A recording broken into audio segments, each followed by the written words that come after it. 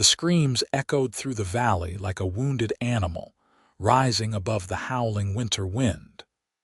Delilah Lane clutched her bleeding leg as the floorboards of the abandoned cabin creaked under her weight, threatening to give way at any moment. She had been trapped here for 2 days now, her horse stolen, her supplies dwindling to nothing but crumbs, and the injury from her fall growing worse by the hour. It was January 1876, and the harsh Kansas winter showed no mercy for those caught unprepared. Delilah's journey to Newton had been ill-timed and poorly planned, a desperate attempt to escape a life that had become unbearable back in St. Louis. At 22, she had been running from both her past and the man her father had arranged for her to marry, a wealthy banker 3 times her age with cold eyes and cruel hands. "Help!" she cried again, her voice growing hoarse. "Somebody, please." The words seemed to dissolve into the whistling wind that pushed through the cabin's broken windows and gaps in the walls. The abandoned trapper's cabin had seemed like Providence when she'd stumbled upon it after her horse had been stolen by thieves who'd left her for dead. Now it felt like a tomb. The infection in her leg was spreading. She could feel the heat radiating from the wound, see the angry red streaks climbing upward from the gash. Without proper treatment, Delilah knew her chances were slim. Her vision blurred as she tried to stand again, hoping to reach the door that had somehow jammed shut during the previous night's storm.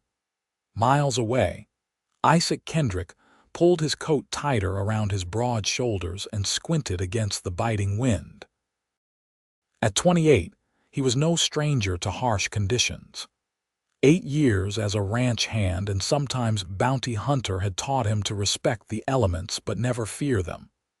His bay stallion, Russet, trudged steadily through the snow, head down against the wind. "Just a few more miles to Newton, boy," Isaac murmured, patting the horse's neck. "Then we'll get you somewhere warm." He'd spent the last 3 weeks tracking a cattle rustler through the territories, only to lose him at the Kansas border.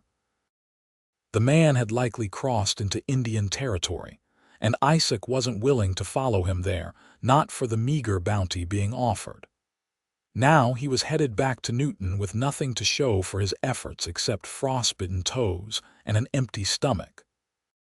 As they rounded the bend that would take them past Harper's Creek, something made Isaac pull Russet to a stop. The horse's ears perked forward and Isaac strained to listen over the wind. There it was again, a sound that didn't belong to the wilderness. A human sound. "Hello."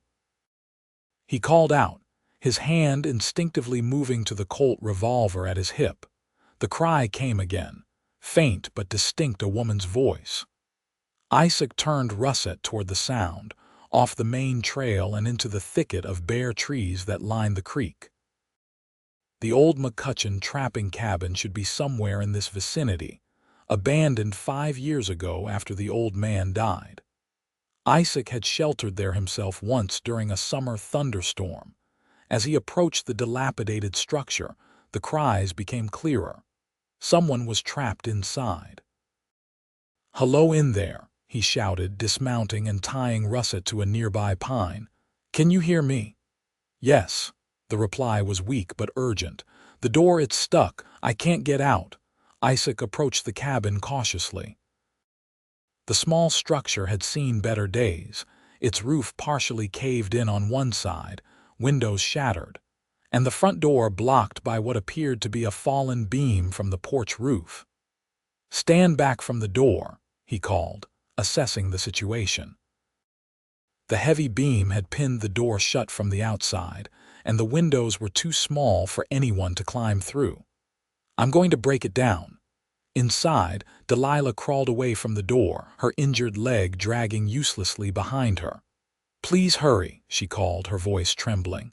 "I'm hurt." Isaac braced himself against the beam, pushing with all his might. The frozen wood creaked but didn't budge. Stepping back, he drew his revolver and fired 2 shots at the hinges. The reports echoed through the trees, startling a flock of crows into flight. Then, with a powerful kick, he slammed his boot into the door near the latch. The weakened wood splintered, and with a second kick, the door crashed inward. Cold air rushed into the cabin as Isaac stepped through the doorway, holstering his gun. What he saw made him pause. A young woman with auburn hair matted to her forehead lay huddled in the corner, her dress torn and dirty, her face pale with pain and cold. But it was her eyes that struck him, large, amber-colored, and filled with a mixture of fear and fierce determination. "Thank God," she whispered, attempting to sit up straighter. "I thought I was going to die here." Isaac crossed the room in 3 strides, kneeling beside her. "What happened to you, miss?" His eyes fell to her leg, where the fabric of her dress was torn away to reveal an ugly gash crusted with dried blood. "Horse thieves," Delilah managed, her teeth chattering. "They took everything, my horse, my supplies. I managed to find this cabin, but I fell on something sharp while gathering firewood yesterday. Then the storm came and the door." She trailed off, exhaustion evident in her face. Isaac's weathered features softened with concern. The wound looked bad, infected, and in need of proper medical attention. "My name's Isaac Kendrick," he said, shrugging off his heavy coat and wrapping it around her shoulders. "I need to get you to Newton. There's a doctor there." "Delilah Lane," she replied, clutching the warm coat around herself gratefully. "I was headed to Newton anyway. I have an aunt there, or at least I hope she's still there." Isaac nodded, his mind already working through the logistics. Newton was still a good 2 hours' ride in this weather, and the woman was in no condition to sit a horse on her own. "Miss Lane, I'm going to have to carry you," he said firmly. "That leg needs tending, and this place isn't fit for man nor beast in this weather." Delilah hesitated only briefly before nodding. Propriety meant little when death was the alternative. "I can't thank you enough, Mr. Kendrick." Isaac gathered her into his arms as gently as possible, though he couldn't prevent a gasp of pain from escaping her lips as her injured leg was jostled. She was lighter than he expected, but he could feel her shivering violently against his chest. Stepping carefully through the broken doorway, he made his way back to where Russet waited patiently. "Easy now," he murmured, positioning Delilah sideways on the saddle before mounting behind her.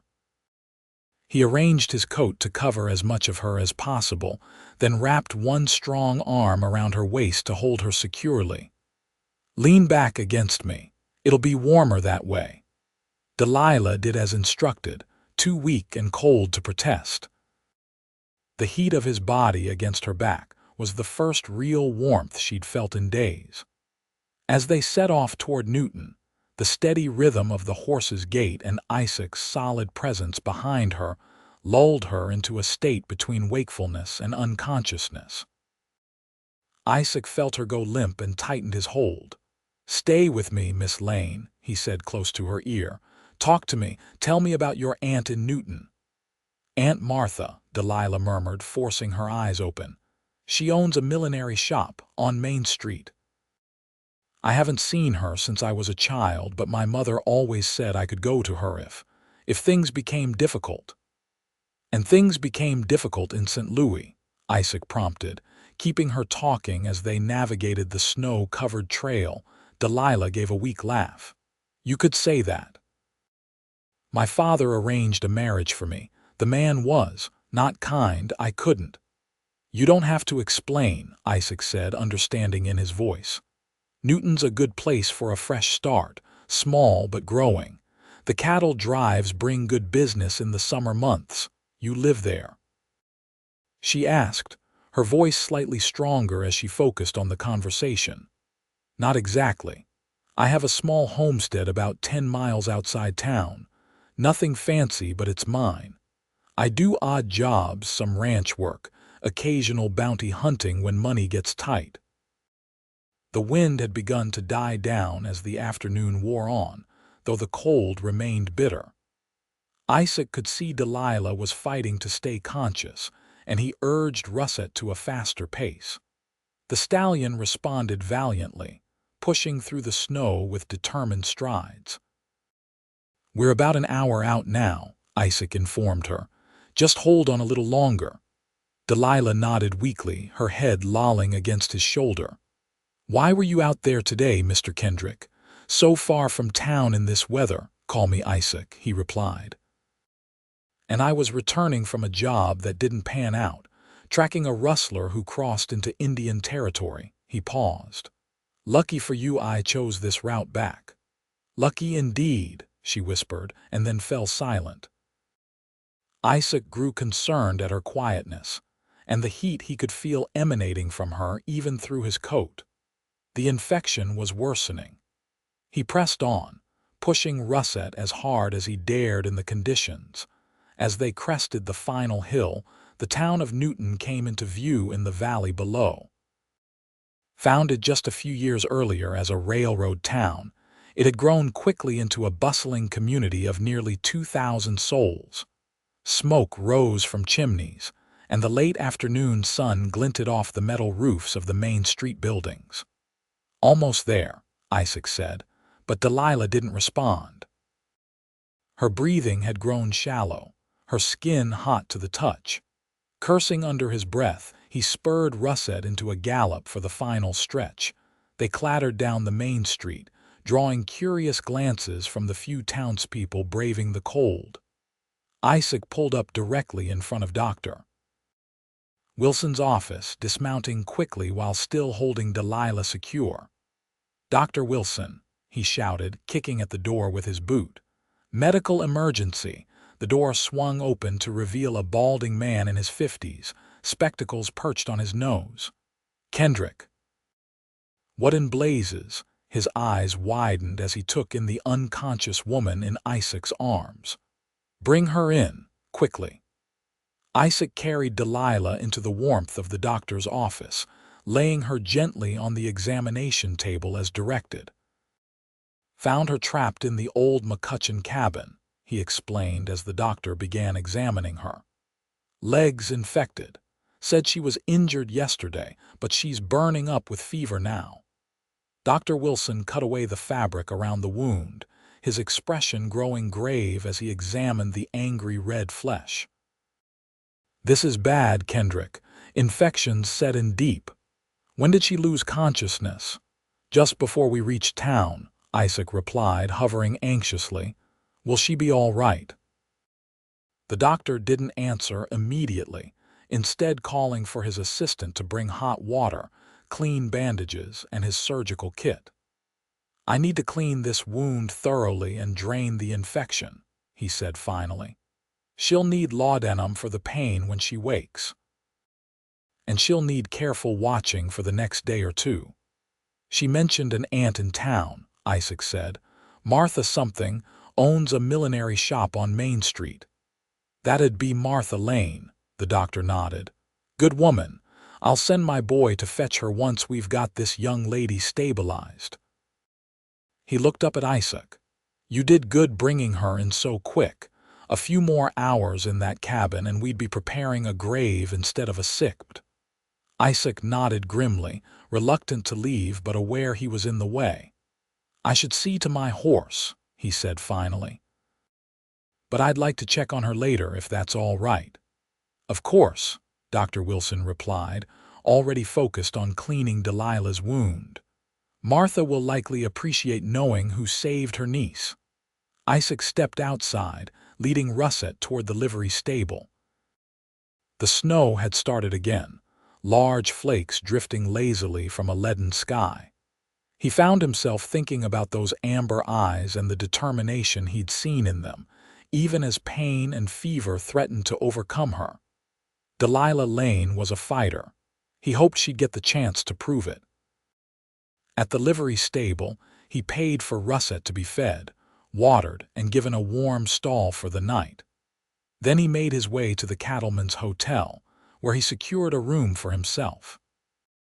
After a hot meal in the hotel restaurant and a quick wash-up, he returned to the doctor's office as darkness fell over Newton. The bell above the door jingled as he entered, and he was met by a plump, gray-haired woman with the same amber eyes as Delilah. "You must be Mr. Kendrick," she said, extending her hand. "I'm Martha Lane. I understand I owe you a tremendous debt of gratitude for rescuing my niece." Isaac shook her hand, feeling somewhat awkward under her scrutiny. "How is she?" "Resting now," Martha replied, her expression softening. "Dr. Wilson says the surgery went well. He was able to clean the wound properly and drain the infection. The laudanum is keeping her comfortable, but the fever hasn't broken yet." She gestured toward a door at the back of the waiting room. "She's in there. You're welcome to look in on her if you like." Isaac hesitated, suddenly unsure. "I wouldn't want to disturb her rest." "Nonsense," Martha insisted. "She's been asking for you whenever she's lucid enough to speak. I think she wants to thank her rescuer properly." Nodding, Isaac moved toward the door, opening it quietly. The small recovery room was dim, lit only by a single oil lamp turned low. Delilah lay on a narrow bed, her face still pale but peaceful in sleep. Her auburn hair had been washed and brushed, spreading across the pillow like a copper halo. Clean white bandages wrapped her injured leg, which rested slightly elevated on a folded blanket.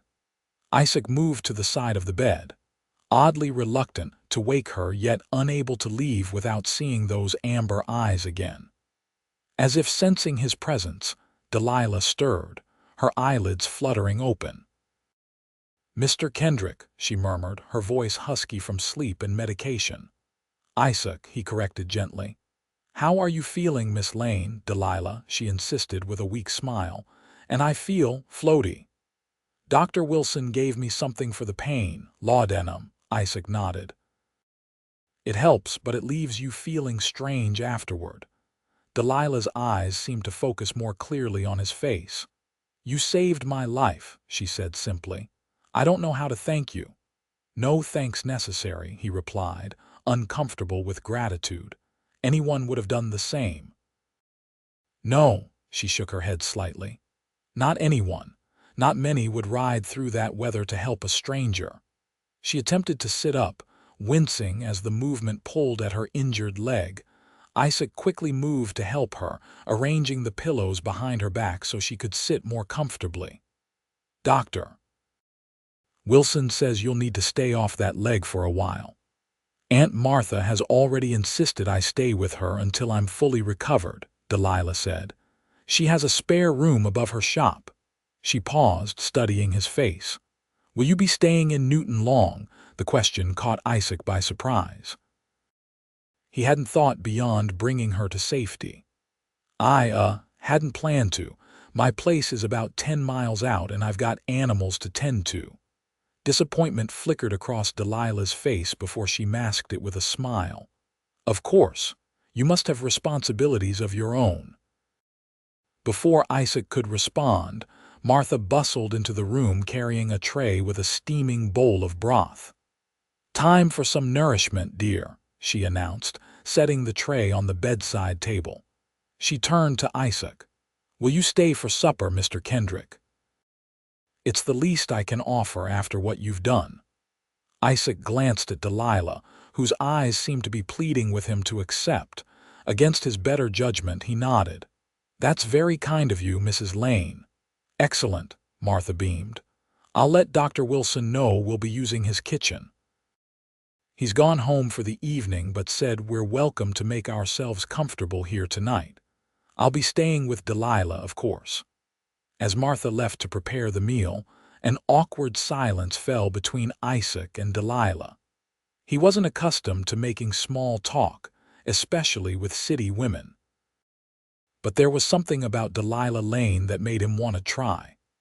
"Your aunt seems nice," he offered. Delilah nodded, accepting the bowl of broth he handed her.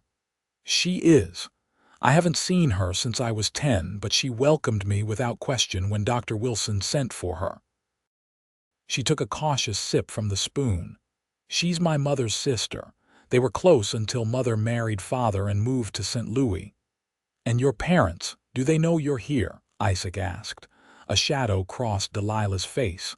"Mother passed 3 years ago, consumption, and father. Father will know I'm gone by now, but he won't know where I've gone. That was rather the point." Isaac nodded, understanding. Many people came west to escape something or someone. "The man your father wanted you to marry, he was that bad."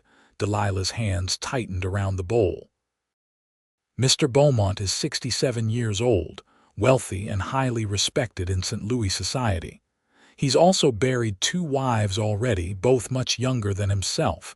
There were rumors about how they died." She looked up at Isaac, her eyes hard. "I would rather take my chances alone in the wilderness than spend one day as that man's wife." "Can't say I blame you," Isaac replied, a new respect for her courage forming in his mind. "Takes guts to leave everything behind and start fresh." A genuine smile lit Delilah's face, transforming her from merely pretty to truly beautiful. "That's exactly what I thought. Everyone told me I was being foolish, throwing away security for uncertainty. But what kind of security is a life with someone you fear?" "No kind at all," Isaac agreed. He found himself wanting to know more about this brave young woman. But before he could ask another question, Martha returned with plates of steaming food. The 3 of them shared a simple but satisfying meal together, Martha regaling them with stories of Newton's early days and the characters who populated the growing town. Isaac found himself laughing more than he had in months, drawn into the warm atmosphere created by the Lane women. As the evening wore on, he could see Delilah fighting to keep her eyes open, the laudanum and her ordeal catching up with her. "I should go," he said finally, rising from his chair. "You need your rest, Miss Lane." "Delilah," she corrected again, drowsily. "Will I see you before you leave town, Isaac?" He hadn't planned to stay more than the night, but looking at her hopeful expression, he found himself saying, "I'll stop by tomorrow to see how you're doing. I need to pick up some supplies anyway before heading back to my place." Her smile was worth the white lie. "I'd like that." Isaac bid them both good night and stepped out into the cold evening. Snow was still falling, the streets of Newton quiet under their white blanket. As he walked back to the hotel, he found himself thinking about amber eyes and copper hair, and a courage that belied Delilah's delicate appearance. It was just concern for someone he'd helped, he told himself. Nothing more. But even as he thought it, he knew he was lying to himself. There was something about Delilah Lane that had gotten under his skin in a way no woman ever had before. The next morning dawned clear and cold, the storm having moved on during the night. Isaac woke early, as was his habit, and saw to Russet before making his way to the general store to stock up on supplies. He decided to stay one more night in Newton before returning to his homestead.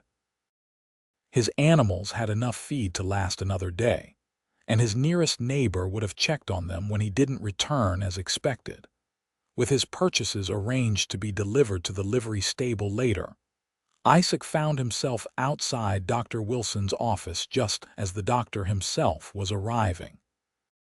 "Kendrick," the older man greeted him, "come to check on your patient. She's doing much better this morning. The fever broke during the night." Relief flooded through Isaac, stronger than he'd expected. "That's good news." "Indeed. Martha's taken her over to the millinery shop already," said the young lady, insisted on getting out of the sick room. Dr. Wilson chuckled. "Stubborn one, that. Martha had to practically carry her, but she wouldn't be dissuaded." Isaac thanked the doctor and headed toward Main Street, where Lane's Millinery occupied a neat storefront with large display windows showcasing fashionable ladies' hats. The bell above the door announced his entrance as he stepped inside, removing his hat respectfully. Martha emerged from the back room, a tape measure draped around her neck. "Mr. Kendrick, how lovely to see you. Delilah will be so pleased." She gestured toward a curtained doorway. "She's resting on the settee in the back. Go on through." Isaac moved through the shop, past bolts of colorful fabric and displays of ribbons and feathers. Behind the curtain, he found a cozy workspace with a large work table covered in hat-making supplies, and a comfortable settee where Delilah reclined, her injured leg propped up on a cushion. She looked markedly better than the previous evening. Color returned to her cheeks, and her hair neatly arranged in a simple braid. She wore a borrowed dress that was slightly too large for her frame, but the deep blue color complemented her auburn hair perfectly. "Isaac," she exclaimed, her face lighting up at the sight of him. "I was hoping you'd come by." "Your aunt said you were feeling better," he said, remaining standing awkwardly just inside the doorway. "Looks like the doctor did good work." Delilah patted the space beside her on the settee. "Please sit." "And yes, Dr. Wilson says I was lucky. The infection could have been much worse if you hadn't found me when you did." Her expression grew serious. "I truly can't thank you enough." Isaac sat down, keeping a respectable distance. "I'm just glad I was passing by." "What were you doing out there alone, anyway? It's dangerous country for anyone traveling solo, especially in winter."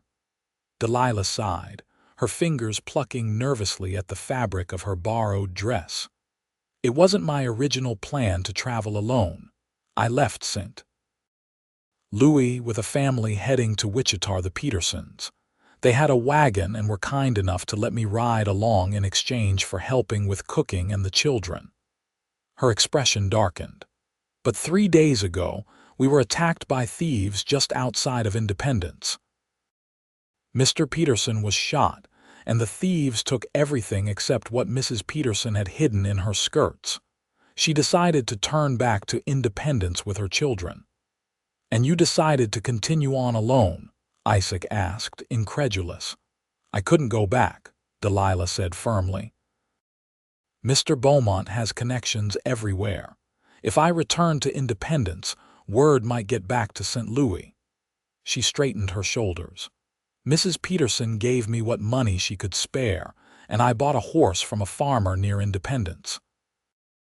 I thought I could make it to Newton in 2 days if I rode hard." "But then the thieves found you again," Isaac guessed. Delilah nodded. "Different ones this time, I think. They came upon me while I was making camp, 2 men. They took my horse, my supplies, even my coat." She shivered at the memory. "They might have taken more if one of them hadn't heard something that spooked him. They rode off in a hurry." Isaac's hands clenched into fists at the thought of what might have happened. "And then you found the cabin. After walking for hours, yes. It seemed like salvation at the time." She gave a rueful smile. "Until I injured myself trying to gather firewood and got trapped inside." Martha appeared with a tea tray before Isaac could respond. "You two must be hungry," she said, setting it down on a small table. "I've brought some sandwiches and tea." As they ate, Martha chattered about town gossip, filling the silence that had fallen between Isaac and Delilah. Isaac found himself only half listening, his attention continually drawn to the young woman beside him. Despite all she'd been through, there was a resilience about her that he admired. "Will you be staying in Newton long, Mr. Kendrick?" Martha asked, breaking into his thoughts. "I had planned to head back to my place today," he replied, "but I've decided to stay one more night. I need to take care of some business in town." The lie came easily, though he wasn't entirely sure why he was telling it. His business could easily have been completed in a few hours. "Oh, how fortuitous," Martha exclaimed. "There's a small gathering at the church hall this evening. Nothing fancy, just some music and refreshments to raise funds for the new schoolhouse. You must come as our guest." Isaac opened his mouth to decline. Social gatherings were not his forte, but Delilah spoke first. "Oh, please say you'll come," she urged, her amber eyes alight with anticipation. "Aunt Martha says it's a good way for me to meet people in town, and I'd feel much more comfortable if there was someone there I already knew. Faced with those pleading eyes, Isaac found himself nodding. I'd be honored to escort you ladies, though I should warn you I'm not much of a dancer. Delilah laughed, a musical sound that sent an unexpected warmth through Isaac's chest.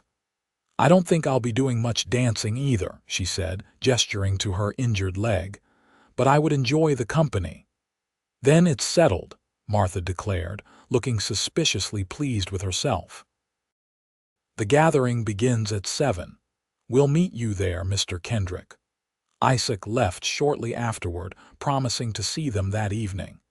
As he walked back to the hotel, he found himself questioning his decision. Social gatherings made him uncomfortable, and he'd made a point of avoiding them for years. Yet the thought of spending more time with Delilah Lane had overridden his usual caution. "You're being a fool, Kendrick," he muttered to himself as he climbed the hotel stairs. "She's a city girl, educated and refined. What would she want with a rough cowboy like you?" But despite his self-admonishment, he found himself taking extra care with his appearance that evening, trimming his beard and wearing his one good shirt beneath his worn but clean jacket. At 6:45, he set out for the church hall, his stomach tight with an unfamiliar nervousness. The hall was already busy when he arrived, lanterns glowing warmly against the winter darkness. Inside, the women of the congregation had decorated with evergreen boughs and red ribbons, creating a festive atmosphere despite the simplicity of the surroundings. A small group of local musicians played in one corner, while tables laden with food and punch lined the opposite wall. Isaac stood awkwardly near the entrance, scanning the room for familiar faces. After a few minutes, he spotted Martha's gray head moving through the crowd, and beside her, supported by a cane Dr. Wilson must have provided, was Delilah. She wore a dress of deep green, likely another loan from her aunt, and her auburn hair was arranged in an elegant knot at the nape of her neck. Even from across the room, Isaac could see she outshone every other woman present. Martha spotted him and waved, guiding Delilah through the crowd toward him. Several people stopped them along the way, Martha introducing her niece to what seemed like half the town. By the time they reached Isaac, Delilah's face was flushed with pleasure, though he could see she was favoring her injured leg heavily. "Mr. Kendrick," Martha greeted him. "Don't you look handsome this evening, doesn't he, Delilah?" Delilah's blush deepened, but she met Isaac's eyes with a direct gaze. "Very handsome indeed," she agreed, her voice soft but steady. Isaac felt his own face grow warm. "You both look lovely," he managed, nodding to each of them. "How are you feeling, Miss Lane? Should you be on your feet, Doctor?" "Wilson said short periods of walking are fine, as long as I don't overdo it," Delilah replied. "And it's still Delilah, remember." Before Isaac could respond, they were joined by a middle-aged couple Martha introduced as the Hancocks. Mr. Hancock owned the mercantile, and his wife was clearly burning with curiosity about the newcomer to Newton. "St. Louis, you say?" Mrs. Hancock was asking Delilah. "However did you end up in our little town? We're hardly on the main routes west." Delilah glanced at Isaac before answering. "My aunt has written to me for years about Newton. When I decided to leave St. Louis, it seemed the natural place to come. And such a dramatic arrival," Mrs. Hancock continued, clearly fishing for gossip. "Brought in half dead by our local bounty hunter. It's like something from a dime novel." Isaac shifted uncomfortably at the description. "Miss Lane showed remarkable courage throughout her ordeal," he said firmly, "and I was simply in the right place at the right time." Martha, sensing the tension, smoothly changed the subject. "Isabel, you must tell Delilah about your quilting circle. She's quite accomplished with a needle." As the conversation turned to safer topics, Isaac caught Delilah's eye and gave her a small, grateful smile. She returned it with a slight nod, understanding passing between them without words. The evening progressed pleasantly enough after that. Isaac found himself drawn into conversations with various townspeople, many of whom he knew only in passing, despite having lived in the area for several years. He kept one eye on Delilah throughout, noting how she charmed everyone she spoke with, her natural grace and intelligence evident in every interaction. When the musicians began playing a slower tune, Martha nudged Delilah toward Isaac. "You young people should enjoy the music," she said with thinly veiled matchmaking intent. "Mr. Kendrick, perhaps you could escort Delilah to a seat near the musicians. Her leg is troubling her, but she loves music so." Isaac offered his arm, which Delilah took with a smile that suggested she was well aware of her aunt's machinations. "Subtle, isn't she?" Delilah murmured as they moved away. Isaac chuckled. "About as subtle as a charging bull." They found seats at a small table near the musicians, where they could enjoy the music while still conversing without shouting. A server brought them cups of punch, and for a moment they sat in comfortable silence, listening to the melodies. "I've been meaning to ask," Isaac said finally. "What will you do now?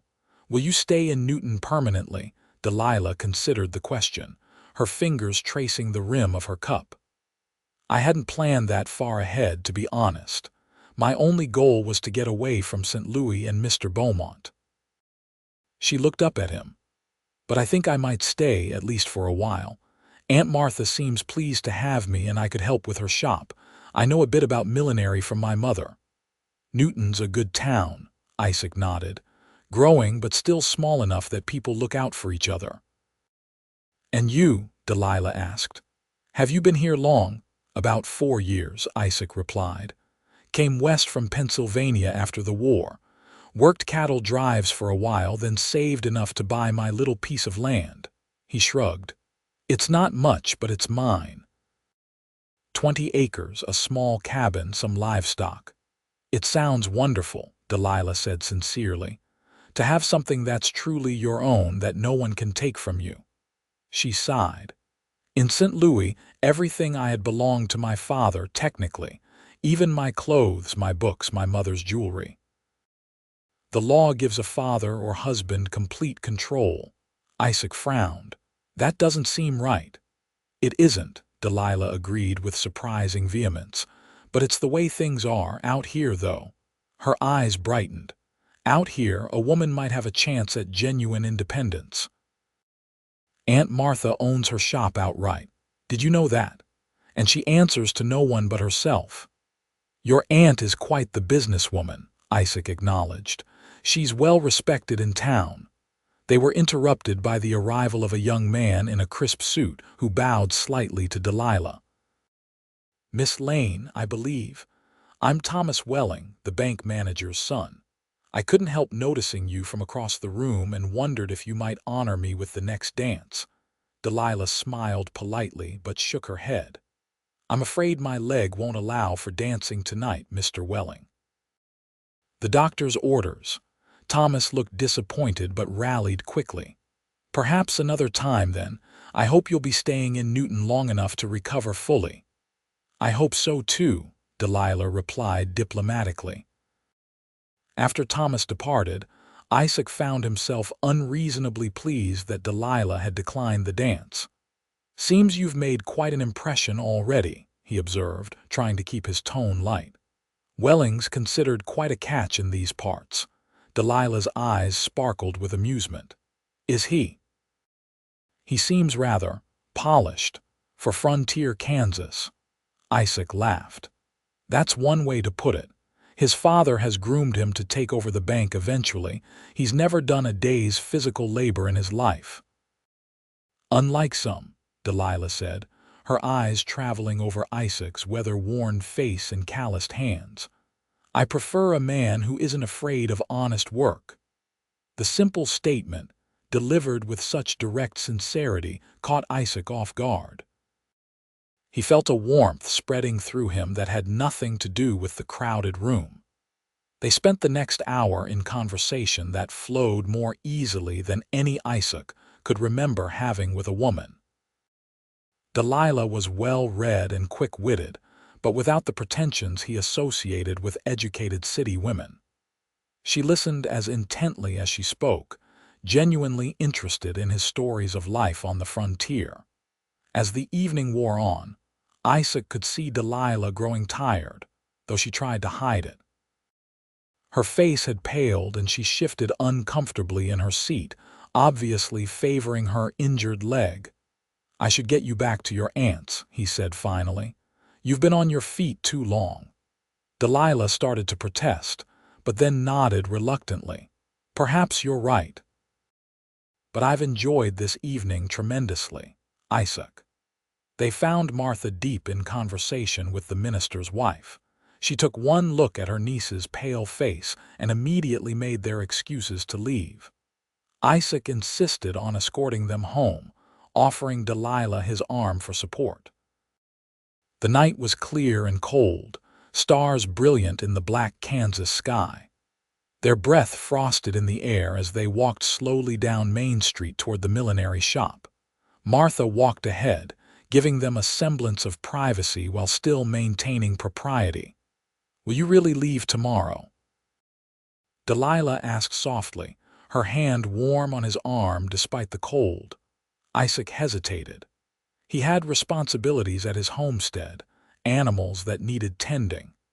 Yet the thought of leaving Delilah filled him with a reluctance he couldn't quite explain, even to himself.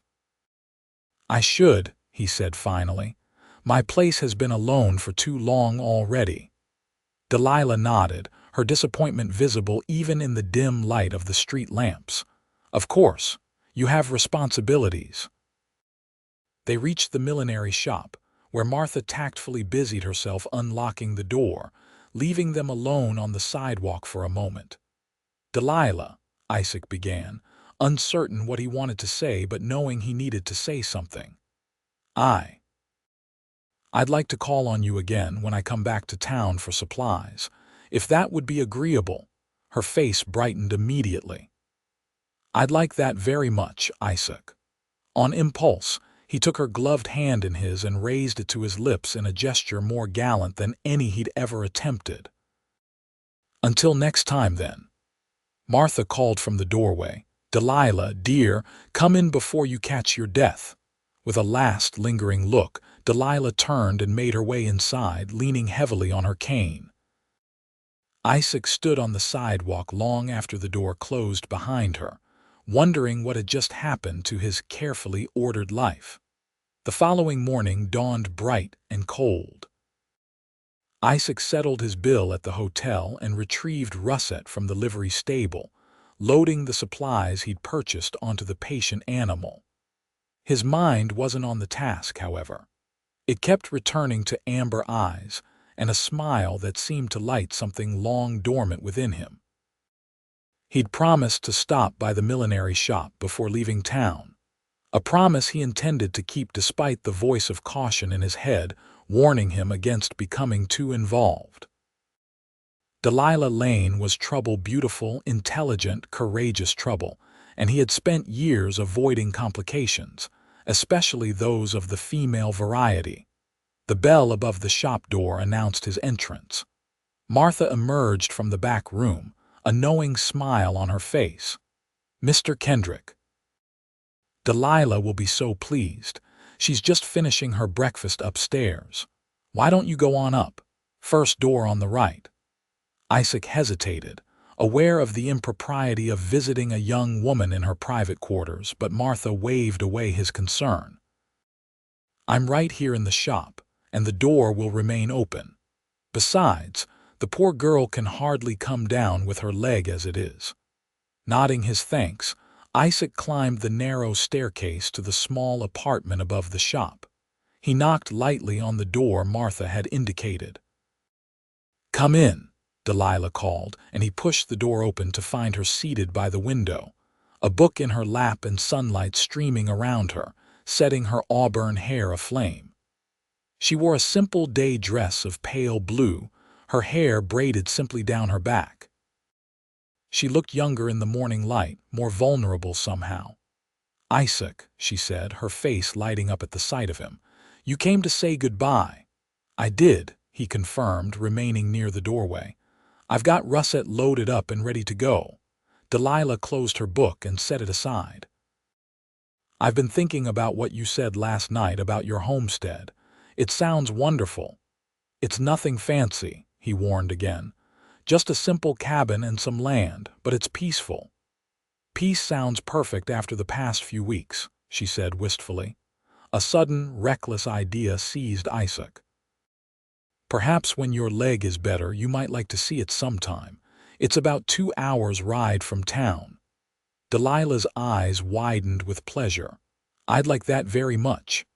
An awkward silence fell between them, filled with things unsaid.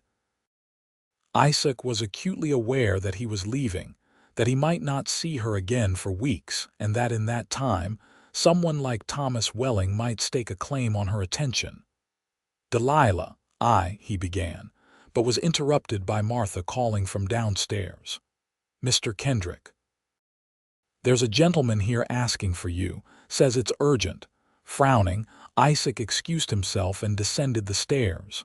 In the shop stood Sheriff Taylor, his expression grim. "Kendrick," the lawman nodded. "Heard you were still in town. Got a wire from Wichita this morning. That rustler you were tracking, Jenkins. He's been spotted near your place. Thought you'd want to know." Isaac felt a cold knot form in his stomach. "My animal's neighbor of yours, Olson, sent the wire. Said he's keeping an eye on your place, but Jenkins was seen with 2 other men." "Olson's alone." "I need to go," Isaac said, already moving toward the door. "Thank you, Sheriff." He turned to find Delilah standing on the stairs, her face pale with concern. She must have followed him down despite her injury. "Isaac, what is it?" In a few terse sentences, he explained the situation. "I have to get back right away." "Of course you do," she agreed immediately. "Be careful, please." The genuine worry in her voice touched him. On impulse, he moved to the foot of the stairs and took her hand. "I'll come back to town as soon as I can," he promised. Delilah squeezed his hand. "I'll be waiting." With a final nod to Martha and the sheriff, Isaac hurried out to where Russet waited. He mounted quickly and set off at a gallop, pushing the stallion harder than was wise given the distance they needed to cover. His thoughts were a jumble as he rode. Concern for his homestead and animals warred with the strange reluctance he felt at leaving Newton at leaving Delilah. In just 2 days, she had somehow become important to him in a way no one had been for years. The cold wind burned his face as he rode, but he barely noticed, focused only on covering ground as quickly as possible. Jenkins was dangerous, a man with nothing to lose after a 10-year prison sentence awaited him if caught. If he was targeting Isaac's homestead out of revenge, there was no telling what damage he might do. 2 hours of hard riding brought him within sight of the Olson place, a modest farmstead about a mile from his own property. He reined in briefly, debating whether to stop and get an update from Olson or proceed directly to his own land. The decision was made for him when Olson himself rode out to meet him, rifle in hand. "Kendrick," the older man called. "Thank the Lord you got the message." "What's the situation, Olson?" Isaac asked without preamble. 3 men, like I said in the wire. "They've been watching your place since yesterday, camping in that stand of trees to the north of your property line." Olson's weathered face was grim. "I recognize Jenkins from the wanted posters. Don't know the other 2, but they look like hard cases." Isaac nodded his thanks. "I owe you for watching out for my place." "Neighborly duty," Olson shrugged. "You want help dealing with them?" Isaac considered the offer. Olson was in his 60s, a good man but past his prime for a gunfight. "No, but I'd appreciate it if you'd ride for the sheriff if you hear shooting." and maybe check on my stock later if things don't go well." Olson nodded solemnly. "Good luck, Kendrick." Isaac urged Russet forward again, approaching his property cautiously now. His homestead was modest, a small but sturdy cabin he'd built himself, a barn for his livestock, and a corral where he kept 2 horses besides Russet and the mule he used for plowing. He'd cleared about 5 acres for crops and kept the rest as pasture for his small herd of cattle. As he drew closer, he slowed Russet to a walk, scanning the tree line Olson had mentioned. Nothing moved among the bare winter branches, but that didn't mean Jenkins and his men weren't there, watching. Making a decision, Isaac dismounted and led Russet off the main trail, approaching his cabin from the west where a small creek provided some cover. If Jenkins was watching the cabin, he'd likely expect Isaac to approach directly from the Newton Road. As he neared the creek, a shot rang out, the bullet splintering bark from a tree just inches from his head. Isaac dropped to the ground, pulling Russet down with him and fumbling for his rifle. "That's far enough, Kendrick," a voice called from the trees. "Next one goes between your eyes." Isaac recognized Jenkins' voice immediately. "What do you want, Jenkins?" A harsh laugh answered him. "What do I want? How about the 6 months I spent tracking those cattle you stole from me? Or the bounty you were trying to collect on my head?" "Those cattle were stolen to begin with," Isaac called back, trying to pinpoint Jenkins' location. "And the bounty's legitimate. You're a wanted man. And you're a dead one unless you throw out that rifle and stand up with your hands where I can see them." Isaac weighed his options. He was outnumbered and in a poor position. If he surrendered, Jenkins would likely kill him anyway. If he tried to shoot it out, he might take 1 or 2 of them with him, but the odds weren't in his favor. His thoughts turned unexpectedly to Delilah, to the promise he'd made to return to Newton. He found he wanted very much to keep that promise. "I'm coming out," he called finally, "but I'm not throwing away my rifle. We can talk this through, Jenkins. No need for anyone to die today." "Your funeral, Kendrick," Jenkins replied, the threat clear in his voice. Isaac stood slowly, rifle pointed at the ground but still in his hands. He could see 3 figures now, emerging from the trees about 50 yards away. Jenkins was in the lead, a tall, lean man with a scar running down one cheek. Behind him were 2 younger men, both heavily armed. "That's far enough," Jenkins called when Isaac had taken a few steps forward. "You've got some nerve, Kendrick, coming after me the way you did." "I was doing my job," Isaac replied evenly, "just like I'll keep doing if you don't leave my property now." Jenkins laughed, an ugly sound. "Your property? You know, while you've been gone, we've had a good look around. Nice little spread you've got here. Shame you won't be enjoying it much longer." Isaac tensed, reading the intent in Jenkins' eyes a moment before the man's hand moved toward his gun. Without conscious thought, Isaac raised his rifle and fired in one fluid motion. Jenkins jerked backward, a look of surprise on his face as a red stain blossomed on his chest. The other 2 men reacted instantly, diving for cover as they drew their weapons. Isaac rolled behind a fallen log as bullets splintered the wood around him. Russet bolted at the gunfire, galloping back toward the main trail. For what seemed like an eternity but was probably only minutes, Isaac exchanged fire with the 2 remaining men. He managed to wing one in the shoulder, but the other was proving more difficult, moving skillfully from cover to cover. A burning pain suddenly lanced through Isaac's left arm as a bullet found its mark. He gritted his teeth against the pain, knowing he couldn't afford to be distracted now. The wounded man had retreated toward the trees, clutching his shoulder, but the second man was still pressing the attack, working his way around to flank Isaac's position. Taking a calculated risk, Isaac broke cover and sprinted toward his cabin, zigzagging as bullets kicked up dirt at his heels. He reached the porch and dove through the open doorway, rolling to his feet inside with his rifle ready. Through the cabin's window, he could see the unwounded man approaching cautiously, gun drawn. Isaac steadied his breathing, ignored the throbbing in his arm, and took careful aim. When the man stepped into clear view, Isaac squeezed the trigger. The rifle cracked, and the man dropped without a sound. Silence fell over the homestead, broken only by the distant lowing of cattle from the pasture. Isaac waited, listening intently for any sign of the third man, the one he'd only wounded. After several minutes with no movement or sound, he cautiously emerged from the cabin. Jenkins lay where he had fallen, clearly dead. The second man was likewise motionless near the porch steps. Of the third man, there was no sign, only a trail of blood leading back toward the trees.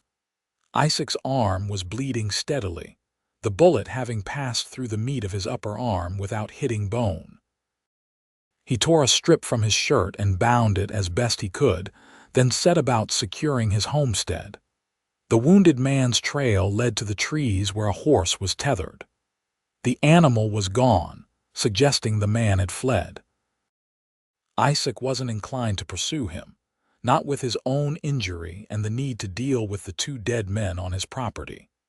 By the time Olson arrived with Sheriff Williams from the next county over, Isaac had moved the bodies to the barn and was tending to his neglected livestock. The sheriff took his statement, examined the bodies, and declared the shootings justified self-defense. "You got lucky, Kendrick," Williams said as he prepared to depart. 3 against 1 aren't odds I'd take." Isaac nodded grimly. "Wasn't much choice." "That third one, Peterson, he's not as bad as Jenkins was. Probably got pulled into this mess against his better judgment. I'll keep an eye out for him, but my guess is he's halfway to Indian Territory by now." After the sheriff and Olson left, taking the bodies with them for burial in the county cemetery, Isaac tended to his own wound properly. The bullet had passed clean through, but it was painful and would take time to heal completely. As night fell, he found himself sitting on his porch despite the cold, staring at the stars and thinking of amber eyes and copper hair. He'd promised to return to Newton soon, but his injured arm and the needs of his homestead made that impossible for at least a week or two. With a sigh, he went inside and penned a short note explaining what had happened and expressing his hope to see Delilah when he was able to travel again. In the morning, he would ride over to Olson's and ask the older man to send it with his weekly supply run to Newton. The next 2 weeks passed slowly for Isaac. His arm healed steadily but remained painful, limiting what work he could do around the homestead. He found himself thinking of Delilah often, wondering how her recovery was progressing and whether she had received his note. On the 16th day after the shootout, Isaac was splitting firewood one-handed, a frustratingly slow process, when he heard the sound of an approaching wagon. Setting down his axe, he moved to the edge of the yard, hand resting near his holstered revolver out of habit. The wagon that came into view was Martha Lane's delivery wagon, used for transporting hat boxes to customers outside of town. And driving it, to Isaac's astonishment, was Delilah herself, with Martha beside her. Isaac stood frozen in place as the wagon drew up to the cabin. Delilah set the brake and handed the reins to her aunt before carefully climbing down. She still favored her injured leg slightly, but moved with much more ease than when he'd last seen her. "Isaac Kendrick," she called, marching toward him with determination in her amber eyes. "You said you'd come back to town soon." "I wrote," he began, but she cut him off. "Yes, a very brief note saying you'd been shot but were fine and would visit when you could." Her voice was stern, but her eyes betrayed her concern. "So we decided to come to you instead." Martha climbed down from the wagon with a large basket. "We've brought dinner," she announced cheerfully, "and some medical supplies," Delilah insisted. Isaac found himself at a loss for words, overwhelmed by their unexpected appearance. Finally, he managed, "I'm glad to see you both. Please, come inside." His small cabin suddenly seemed woefully inadequate as the two women entered. It was clean enough. Isaac was tidy by nature, but sparsely furnished with only the basics. A table with 2 chairs, a small cook stove, a narrow bed in the corner, and a few shelves holding books and personal items. Delilah, however, looked around with genuine interest rather than the dismay he'd half expected. "You built this yourself?" she asked, running a hand over the smooth plank table. "Every bit of it," he confirmed, oddly pleased by her admiration. "Took me almost a year, working between other jobs." Martha was already unpacking her basket, laying out containers of food on the table. "Now, let me see that arm of yours," she insisted. Delilah has become quite the nurse these past weeks, helping Dr. Wilson with his patients. Before Isaac could protest, Delilah was beside him, gently unwrapping the bandage on his arm. Her touch was light but sure, her expression focused as she examined the healing wound. "It's mending well," she pronounced finally, "but you should be resting it more. Dr. Wilson sent some salve that will help with the scarring." From a small bag, she produced a jar of ointment and proceeded to apply it to his arm with gentle fingers. Isaac could barely breathe with her standing so close, the scent of lavender surrounding her, her hands warm against his skin. He caught Martha watching them with a satisfied smile and felt his face grow warm. "There," Delilah said, wrapping his arm in a fresh bandage. "That should help." "Thank you," he managed, his voice rougher than he intended. "Both of you for coming all this way." "We were worried," Delilah said simply.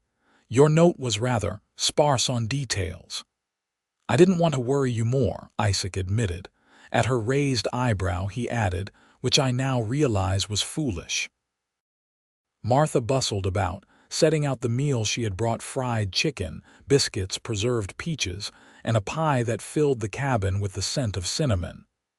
"Eat while it's hot," she instructed. "Then you two can talk."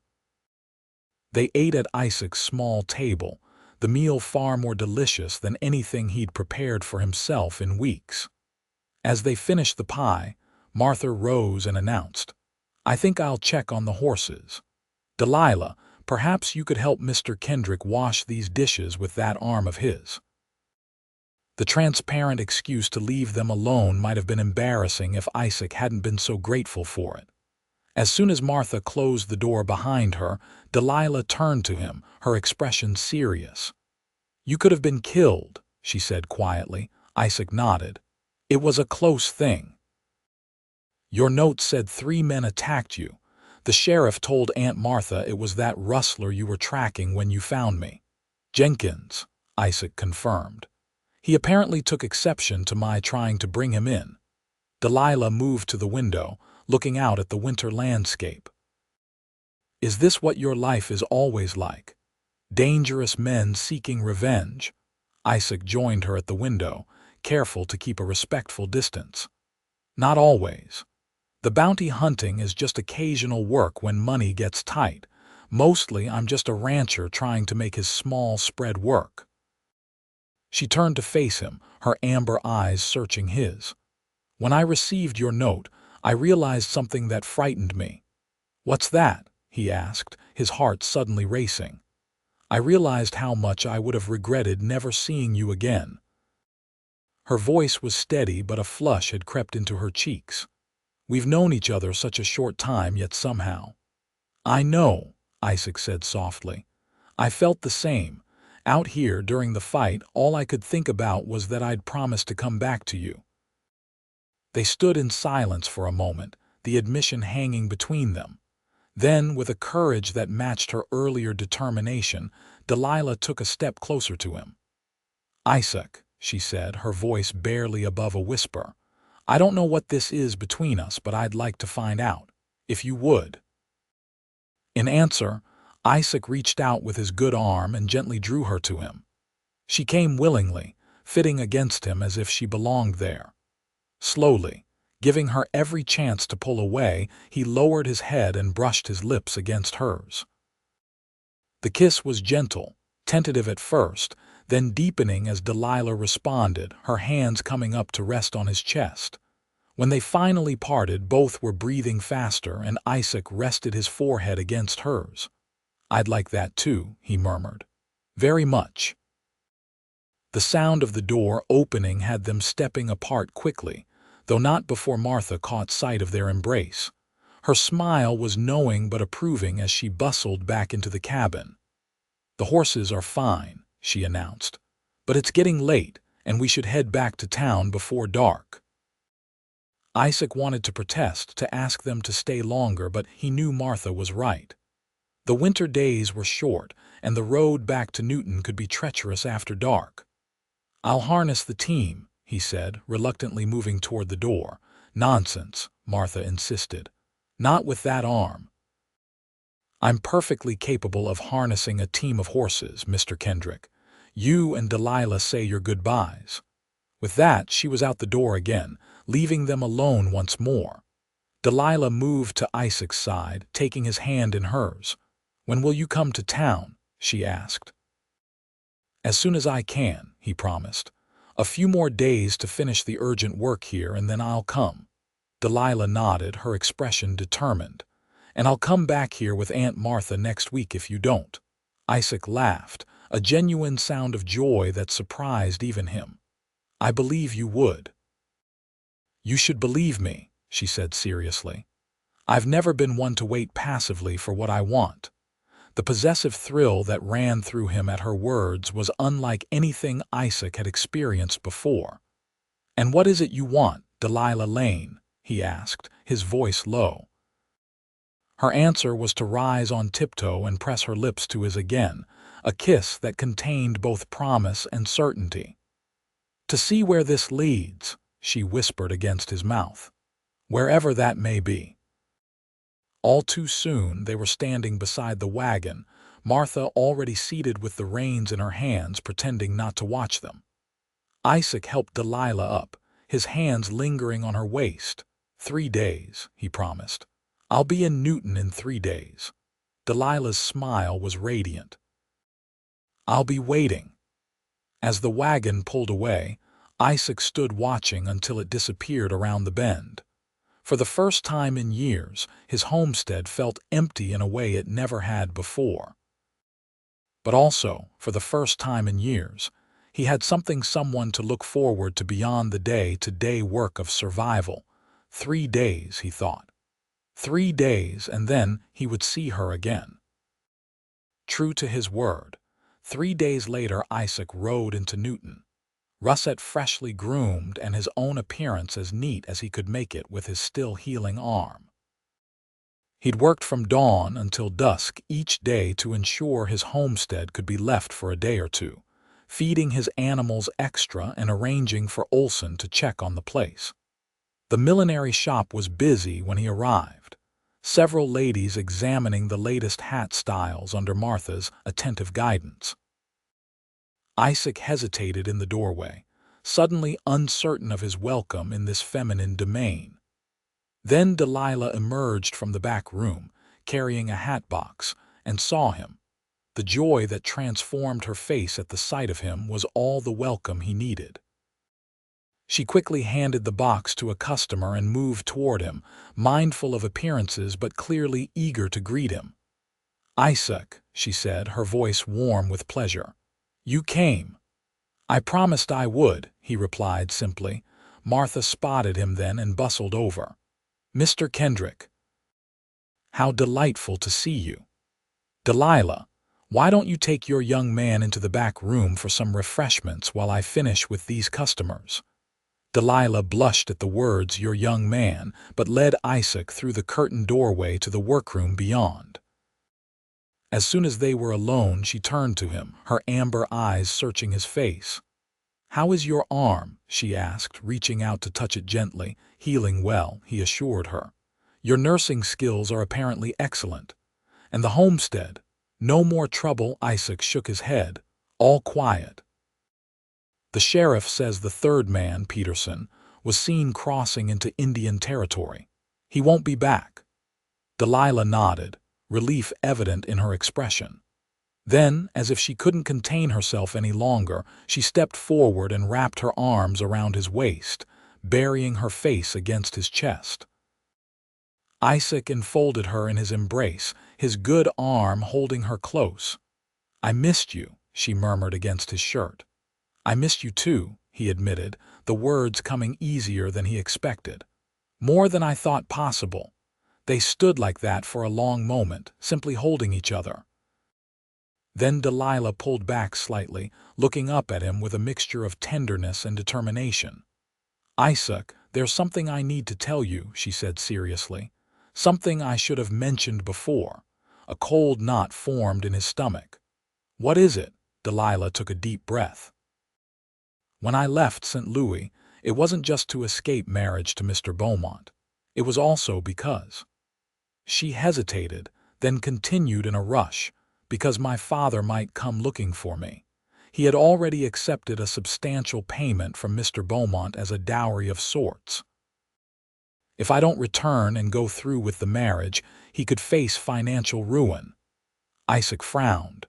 "Your father essentially sold you to this man. It's not uncommon in certain circles," Delilah said, her voice bitter. "Marriages are business arrangements more than anything else." "And you think he might come after you?" She nodded. "It's possible. I've been watching the stagecoach arrivals every day, half expecting to see him or someone he's sent to find me." Her hands tightened on Isaac's arms. "I wanted you to know in case it complicates things between us." Isaac considered this new information carefully. "Does your father know you have an aunt in Newton?" "He knows she exists, but they haven't corresponded in years. I don't think he knows exactly where she is." She looked up at him anxiously.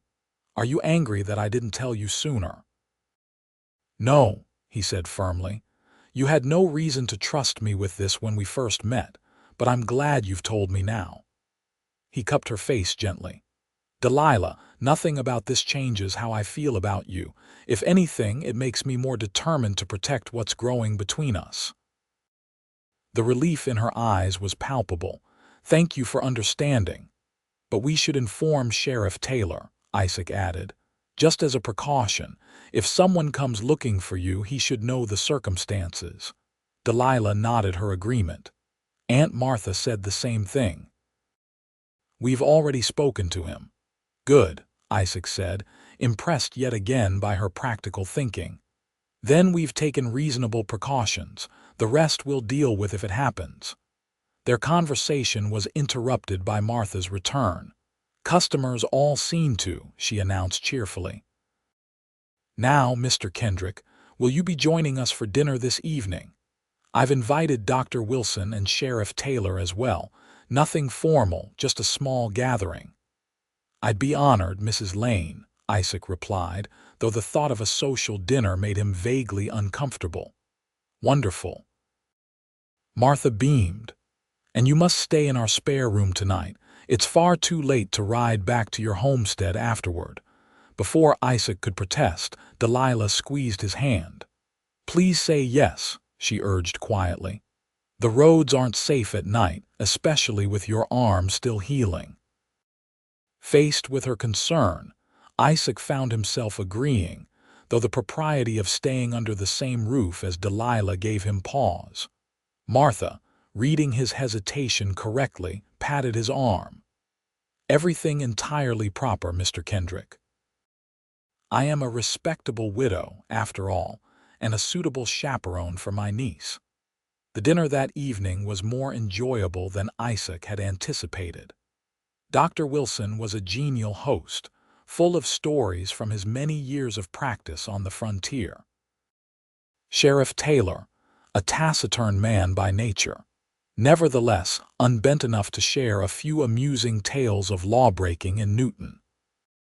Throughout the meal, Isaac was acutely aware of Delilah beside him, her occasional smile in his direction warming him more thoroughly than the excellent food or the fire crackling in the hearth. As the evening progressed, the conversation turned to more serious topics, including the rapid changes coming to Kansas with increased settlement and the railroad's expansion. "Newton's growing faster than anyone expected," Sheriff Taylor observed. "New businesses opening every month, folks moving in from back east. Brings opportunities, but challenges too." "Indeed," Dr. Wilson agreed. "Just last week I treated 3 men injured in a barroom brawl. The cattle drives bring business but rowdy elements as well." "That's why responsible citizens like Mr. Kendrick here are so valuable," Martha interjected. "Men who understand both town life and the ways of the frontier." Isaac shifted uncomfortably at being the center of attention. "I'm just trying to make my way like everyone else, Mrs. Lane." "Modesty becomes you, young man," Dr. Wilson chuckled. "But Martha's right. Newton needs solid citizens who can bridge the gap between the old ways and the new." After dinner, as the men enjoyed cigars and the women cleared the table, Sheriff Taylor drew Isaac aside. "Kendrick, a word," he said quietly. "Got a wire today you should know about." Isaac tensed immediately. "About Jenkins?" "No, that business is closed. This concerns Miss Lane." The sheriff glanced toward the kitchen where Delilah and Martha were washing dishes. "Inquiry came through from St. Louis. Someone asking if a young woman matching her description had been seen in Newton." Cold anger flashed through Isaac. "Her father didn't say. Just an inquiry from the St. Louis police to law enforcement along likely routes west." Taylor studied Isaac's face. "Miss Lane told me her situation. I didn't answer the wire directly, said I'd keep an eye out, but they'll send someone eventually if they're determined." "What can we do?" Isaac asked, already mentally preparing for a fight if necessary. Taylor shrugged. "Legally, not much. She's of age, so she can't be forced to return. But if money changed hands, as she says, her father might pursue theft charges or something similar." He placed a hand on Isaac's shoulder. "Just be watchful, and if you're serious about the girl, you might consider making things official. A husband has more legal standing than a whatever you two are to each other right now." The suggestion caught Isaac off guard. Not that he hadn't thought of marriage, he had, more than he cared to admit in the short time he'd known Delilah. But it seemed too soon, too precipitous, despite the depth of his feelings. "I'll keep that in mind," he said finally. "And thank you for the warning." Later that night, after Sheriff Taylor and Dr. Wilson had departed, Isaac found himself alone with Delilah in Martha's small parlor. Martha had tactfully retired early, leaving them a brief period of privacy before propriety demanded they part for the night. "You've been quiet since you spoke with the sheriff," Delilah observed, sitting beside him on the small sofa. "Did he have news?" Isaac debated withholding the information to spare her worry, but quickly decided against it. Delilah had proven herself both brave and resourceful. She deserved honesty. "There was an inquiry from St. Louis," he said, watching her face closely. "Someone looking for a woman matching your description." Delilah paled but remained composed. "Did they say who was asking?" "No, just that the inquiry came through official channels." He took her hand in his. "The sheriff didn't confirm your presence here, but he warned me they might send someone eventually." She nodded slowly, processing this. "I expected as much. Father isn't one to accept losses, financial or otherwise." Her hand tightened on his. "What do you think we should do?" The "we" in her question warmed him even as the situation concerned him. "The sheriff suggested that if we were to formalize our relationship, it would give you additional legal protection." He felt awkward even repeating the suggestion, uncertain how she would receive it. Understanding dawned in Delilah's eyes. "You mean marriage?" "Yes," Isaac confirmed, suddenly feeling out of his depth. "But I would never suggest such a thing merely for legal convenience. Our acquaintance has been brief, and you deserve time to be certain of your feelings, as do I." Delilah was quiet for a long moment, her expression thoughtful. "How do you feel, Isaac, about me, about us? Be honest, please." Isaac took a deep breath, marshaling his thoughts. "I've never felt for anyone what I feel for you," he said finally, the words simple but heartfelt. "From the moment I found you in that cabin, something changed for me. It's as if I recognized something in you that I'd been searching for without knowing it." He paused, struggling to articulate emotions he'd never expected to experience. "I know it's been only a short time, but I can't imagine my life without you in it now." Delilah's eyes glistened with unshed tears. "I feel the same way," she whispered. "When you rode away from Newton that first time, it was as if a part of me went with you. I've never experienced anything like it." She squeezed his hand. "But you're right. Marriage is too important a decision to make out of fear or legal necessity." "So we wait," Isaac said, both relieved and disappointed by her practical response. "We give ourselves time to be certain, while remaining vigilant about potential trouble from St. Louis." Delilah nodded, then leaned forward and pressed a soft kiss to his lips. "We wait, but not too long," she murmured. "I may be practical, Isaac Kendrick, but I also know my own heart. And it's already yours." The next few weeks established a pattern that brought joy to Isaac's life in a way he had never anticipated. Every few days, he would ride into Newton, ostensibly for supplies but really to spend time with Delilah. Sometimes they would walk along the streets of the growing town, Delilah's arm tucked into his, her leg healing well enough now that she rarely needed the cane. Other times, they would sit in the parlor above the millinery shop, talking for hours about their pasts, their dreams, their hopes for the future. Martha proved a surprisingly accommodating chaperone, giving them enough privacy for their relationship to deepen, while maintaining the proprieties necessary to protect Delilah's reputation. The older woman had clearly decided that Isaac was a suitable match for her niece, and did everything in her power to foster their courtship. As February turned to March, the weather began to moderate, allowing for longer rides. On one particularly fine Sunday, Isaac borrowed a gentle mare from the livery stable for Delilah, and they rode out to his homestead together. "I want to show you something," he said as they approached his cabin. Instead of stopping at the yard, he led her past the building and up a gentle slope beyond. At the top, he dismounted and helped her down from her horse. The view from the hilltop was spectacular. Rolling plains stretched out before them, the early spring sun turning the winter brown grass to gold. In the distance, a line of trees marked the course of a small river, and beyond that, the faint smudge of blue that represented the higher plains to the west. "This is why I chose this land," Isaac said quietly, standing beside her.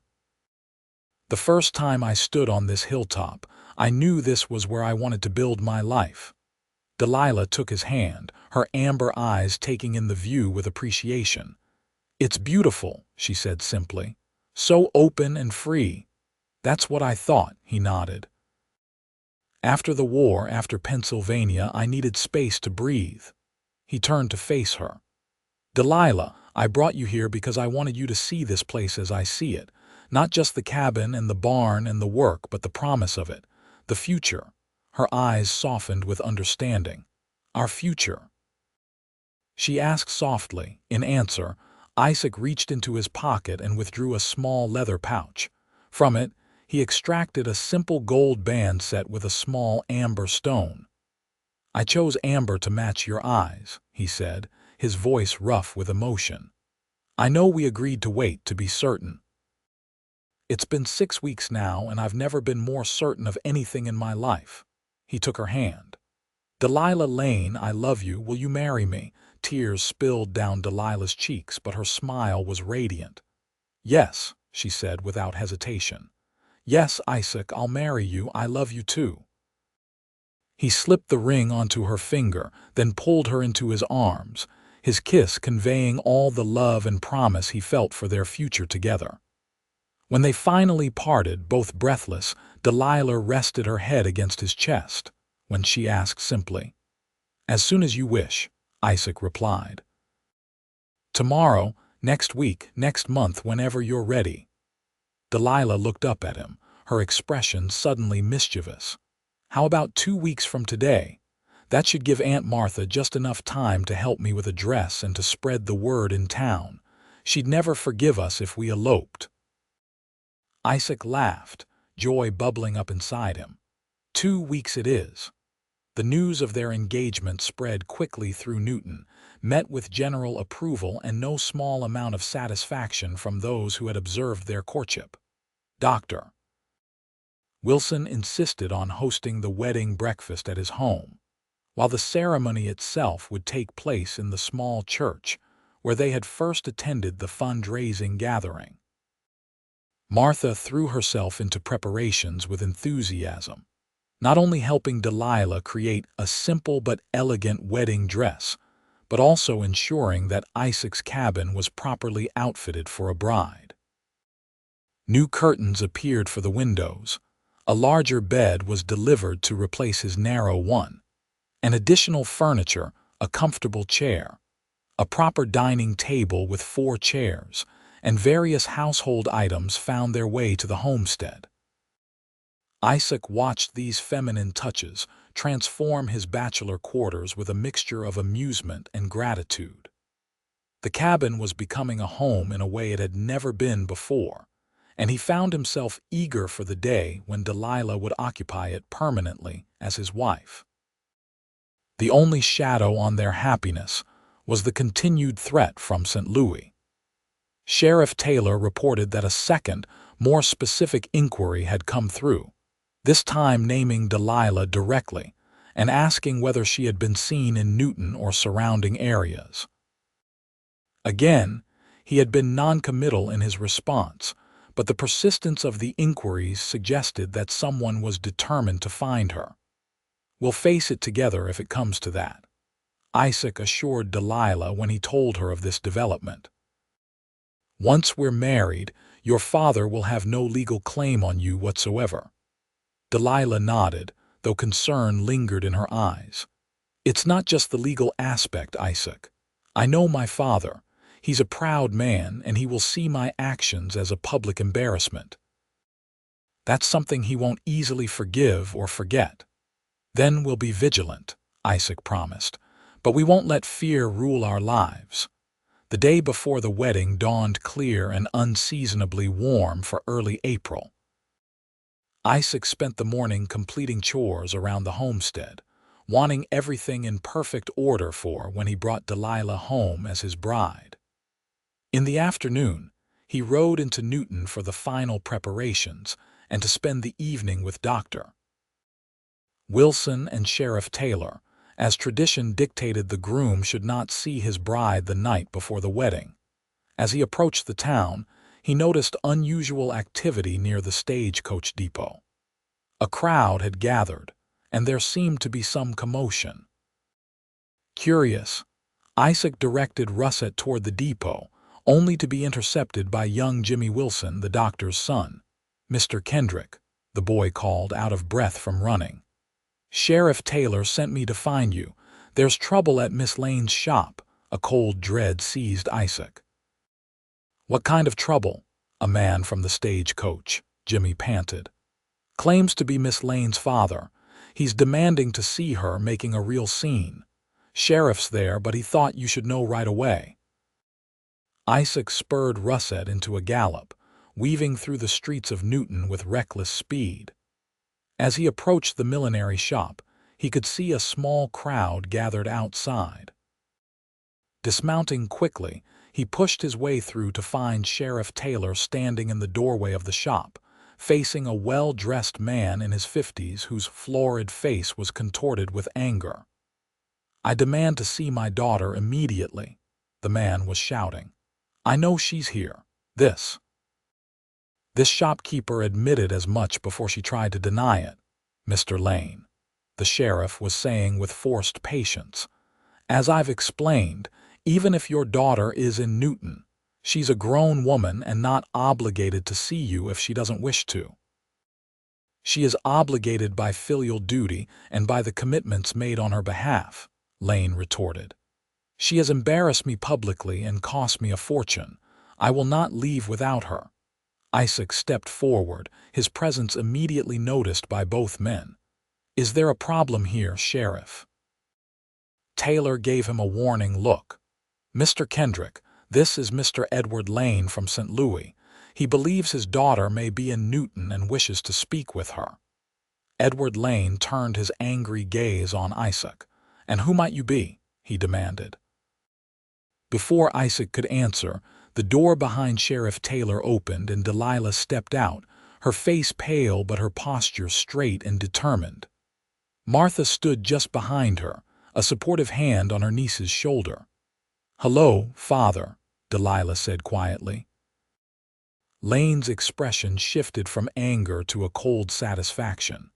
"Delilah, you've led me on quite a chase. It's time to come home now. Mr. Beaumont has been most patient, but his patience is not unlimited." Delilah shook her head. "I'm not returning to St. Louis, Father. And I'm certainly not marrying Mr. Beaumont." "You have no choice in the matter," Lane snapped. "The arrangements have been made, contracts signed. Your childish rebellion has already cost me dearly." "I am 22 years old," Delilah replied, her voice steady despite the trembling Isaac could see in her hands. "I am not a child, and I am not property to be sold to the highest bidder." Lane's face darkened ominously. "You ungrateful!" He took a step forward, only to find Sheriff Taylor's hand on his chest, stopping him. "That's far enough, Mr. Lane," the lawman said firmly. "There'll be no disturbances in my town." Isaac moved to Delilah's side, taking her hand in his. "Mr. Lane," he said, his voice deliberately calm, "your daughter and I are to be married tomorrow. She has made her choice and it's not returning to St. Louis." Lane's eyes widened as he took in their clasped hands and the ring on Delilah's finger. "Married to this frontier ruffian?" He laughed harshly. "I forbid it." "You have no authority to forbid anything," Martha interjected, stepping forward. "Delilah is of legal age and in Kansas territory. She needs no parental permission to marry." "This is absurd," Lane sputtered.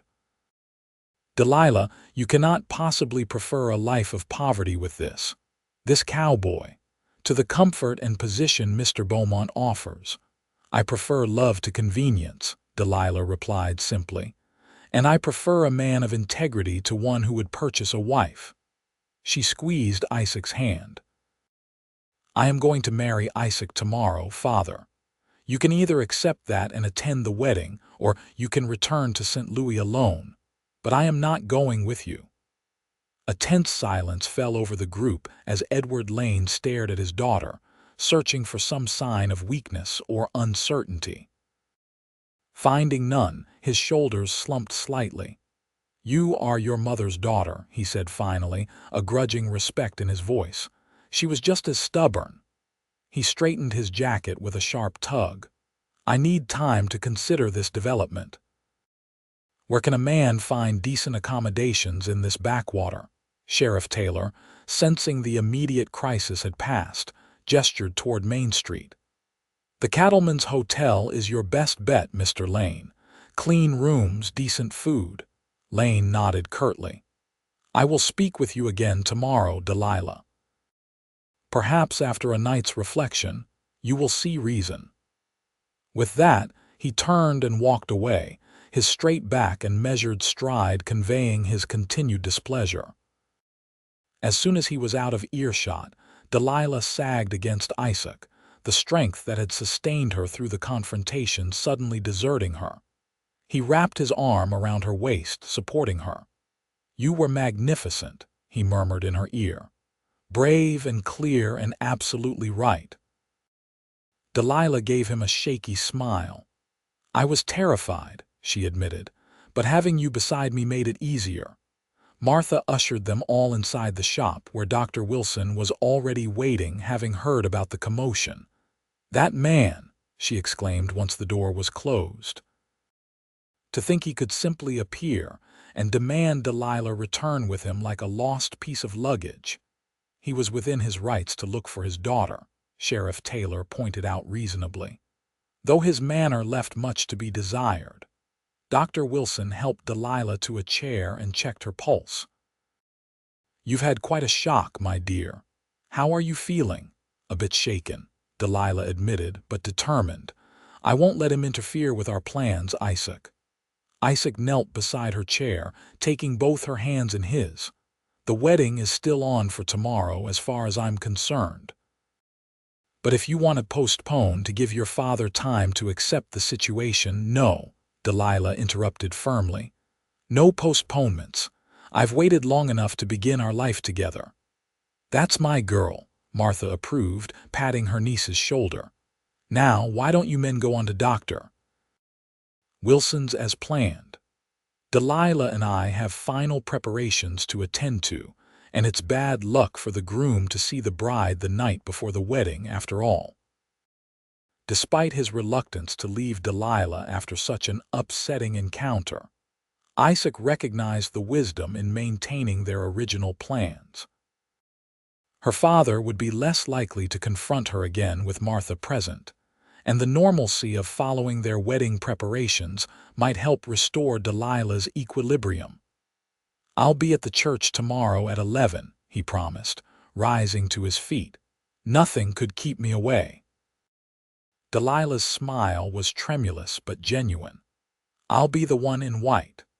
The evening at Dr. Wilson's was more subdued than originally planned, the three men discussing the potential complications Edward Lane's arrival might pose for the wedding.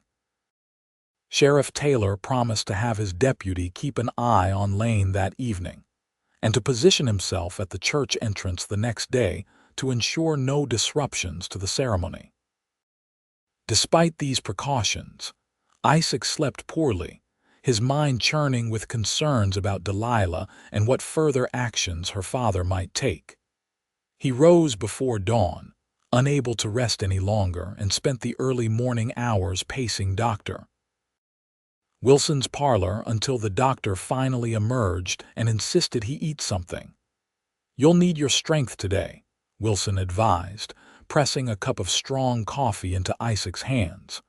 "Wedding days are more taxing than most men expect." By 10:30, Isaac was at the church, dressed in his best clothes, a new suit Martha had insisted on ordering for him from Wichita. Sheriff Taylor was already there, as promised, his deputy reporting that Edward Lane had taken breakfast at the hotel but had not yet emerged for the day. Guests began to arrive shortly after, the small church filling with what seemed like half the population of Newton. Isaac was touched by the turnout, evidence of how quickly Delilah had been embraced by the community, and perhaps of his own standing as well. He had never considered himself particularly social, yet here were ranchers he'd worked with, merchants he traded with, and neighbors he'd helped in times of need, all coming to witness his marriage. At precisely 11 o'clock, the church door opened, and Martha entered alone, taking her seat in the front pew. There was no sign of Edward Lane, either inside or outside the church, a fact that brought both relief and concern to Isaac. Had Lane decided to return to St. Louis? Or was he planning some other interference? The minister took his place at the front of the church, nodding to Isaac to join him. As Isaac moved to take his position, the small organ at the back of the church began to play, and all heads turned toward the entrance. There, framed in the doorway, stood Delilah. Her dress was simple but elegant, ivory rather than pure white, with delicate lace at the collar and cuffs. Her auburn hair was arranged in soft curls, crowned with a wreath of early spring flowers. But it was her face that captivated Isaac, radiant with joy, her amber eyes finding his immediately across the length of the church. And beside her, to Isaac's utter astonishment, stood Edward Lane, his face set in solemn dignity as he offered his arm to his daughter. Delilah began her walk down the aisle, her father matching his pace to hers, mindful of her still healing leg. As they reached the front of the church, Lane paused, looking first at his daughter and then at Isaac with an assessing gaze. "Who gives this woman to be married to this man?" the minister asked, following the traditional ceremony. There was a moment of breathless silence as everyone waited to hear Lane's response. Then, with a slight incline of his head that might have been the beginning of acceptance, he said clearly, "I do." He placed Delilah's hand in Isaac's, then stepped back to take a seat beside Martha in the front pew. Delilah's eyes were shining with tears of surprised happiness as she took her place beside Isaac. "Thank you," she whispered to him before turning to face the minister. The ceremony itself was brief but meaningful, the traditional vows spoken with sincere emotion by both bride and groom. When the minister pronounced them husband and wife, Isaac kissed Delilah with a tenderness that belied the passion simmering just below the surface, conscious of their audience but unable to fully contain his joy. The wedding breakfast at Dr.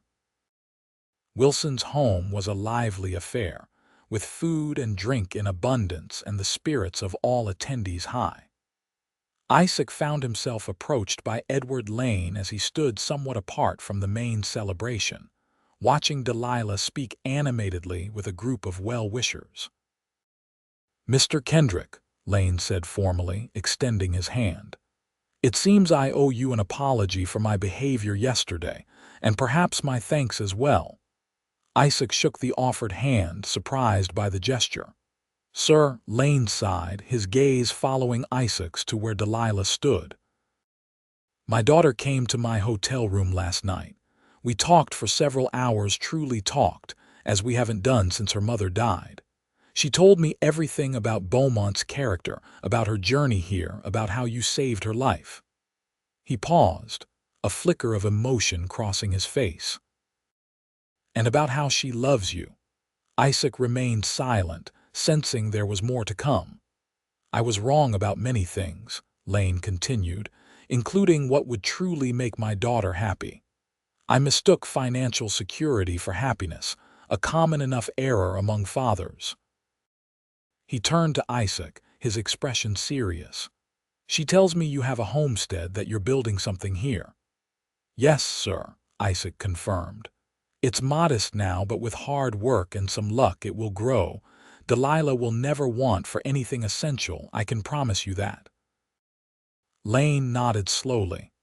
"I believe you, and more importantly, Delilah believes you." He reached into his jacket and withdrew an envelope which he handed to Isaac. "A wedding gift.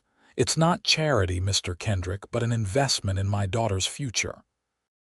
Use it to expand your homestead, to build the life she deserves." Isaac hesitated to accept, his pride warring with practical consideration of what such a gift might mean for their start together. "Sir, please," Lane interrupted. "Let an old man attempt to make amends. I nearly sold my daughter to a monster out of pride and greed. Allow me this chance to do something right by her." Put that way, Isaac could hardly refuse. He accepted the envelope with a nod of thanks. "We appreciate your blessing, sir."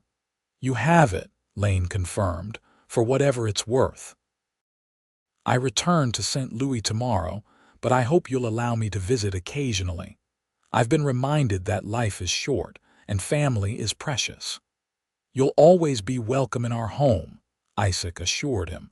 Their conversation was interrupted by Delilah's approach. She looked from her father to her new husband with a questioning gaze. "Is everything all right?" Just getting to know my new son-in-law, Lane replied with a smile more genuine than any Isaac had yet seen from him. He seems a worthy man. Delilah slipped her hand into Isaac's. The most worthy I've ever known. Later that afternoon, after the last of the guests had departed and they had changed into traveling clothes, Isaac helped Delilah into the wagon that would take them to their homestead, their home. Martha and Edward Lane stood on the porch of the millinery shop, waving as they pulled away.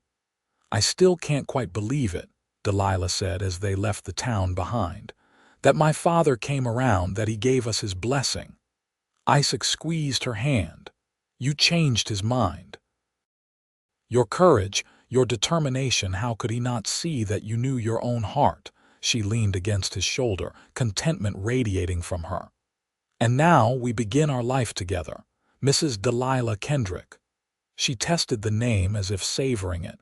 I rather like the sound of that. So do I, Isaac agreed, pressing a kiss to the top of her head. So do I. As they crested the final hill before their homestead came into view, Isaac pulled the wagon to a stop, wanting Delilah to see their home from the same vantage point that had first captivated him. The setting sun bathed the cabin, barn, and surrounding land in golden light, a promise of the life awaiting them. Welcome home, Mrs. Kendrick, he said softly. Delilah's eyes shone with love and anticipation as she took in the view. It's perfect, she whispered. Absolutely perfect. Isaac gathered the reins and set the horses in motion again, his heart full to bursting with gratitude and joy. 6 months ago, he had been a solitary man with few connections and little to look forward to beyond the day-to-day work of survival. Now, thanks to a chance encounter in an abandoned cabin during a winter storm, he was bringing home a wife, beginning a family, building a future filled with promise.